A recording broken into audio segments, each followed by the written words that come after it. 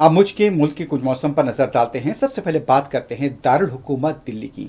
दिल्ली के मुख्तलिफ इलाकों से इत्तलात मिल रही है कि सुबह के औकात में सर्दी की शिद्दत तो है ही, गहरा कोहर भी देखा गया है। दर्जे हरारत दिल्ली में ये बताया जाता है कि तकरीबन 10 से 11 डिग्री सेल्सियस के दरमियान बताया गया है। तो दिल्ली के अंदर जिस तरह से बताया जा रहा है कि यहाँ पर मुसलसल एक हफ्ते से मौसम की यही कैफियत देखी जा रही है। तो दिल्ली आप देख सकते हैं कि दिल्ली के अंदर यहाँ पर फिलहाल कोहर भी है और सर्दी की शिद्दत में इजाफा भी देखा गया है। दिल्ली में एक तरफ जिस तरह से सर्दी की शिद्दत और कोहर देखा जा रहा है, दूसरी तरफ फिजाई और रेल खिदमत भी मुतासिर हुई हैं। आज जो इत्तलात मिल रही हैं कि दिल्ली के इंटरनेशनल इंदिरा गांधी एयरपोर्ट से परवाजें मुतासिर हुई हैं और ये इत्तलात मिल रही हैं कि तकरीबन कई परवाजें यहाँ से मुतासिर हुई हैं। उसके साथ साथ तकरीबन 9 ट्रेनें दिल्ली के मुख्तलिफ रेलवे स्टेशन से ताखीर से चलाई जा रही हैं।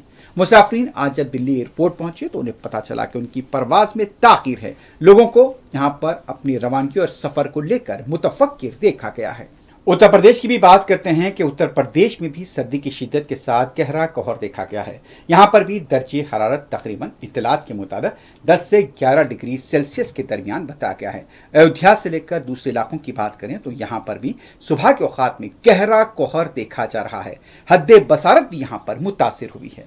जम्मू कश्मीर के श्रीनगर आपको लिए चलते हैं कि सुबह का वक्त है। श्रीनगर में काफ़ी सर्दी देखी जा रही है और दर्जे हरारत यहाँ पर बताया गया है कि काफ़ी तौर पर गिरा है। और डल झील का ये मंजर सुबह के वक्त का, यहाँ पर डल झील में हालिया चंद दिनों के दौरान हमने बताया था कि यहाँ पर ऊपर की सतह पर बर्फ जमी हुई देखी गई थी। तो दर्जे हरारत यहाँ पर काफ़ी गिर गया है। पास मकामात से बर्फबारी की भी इत्तलात मिल रही हैं। मगरबी बंगाल के भी मुख्तलिफ इलाकों से इत्तलात मिल रही हैं कि सर्दी की शिद्दत तो है ही, उसके साथ साथ गहरा कोहर भी देखा गया है। बीरभूम के कुछ मनाजिर सामने आए हैं आज सुबह के औकात के। सुबह में यहाँ पर सर्दी की शिद्दत में गैर मामूली इजाफा देखा गया है और जिस तरह से आप देख सकते हैं कि यहाँ पर गहरा कोहर भी है। हद बसारत भी बाज़ मुकामात पर मुतासिर हुई है।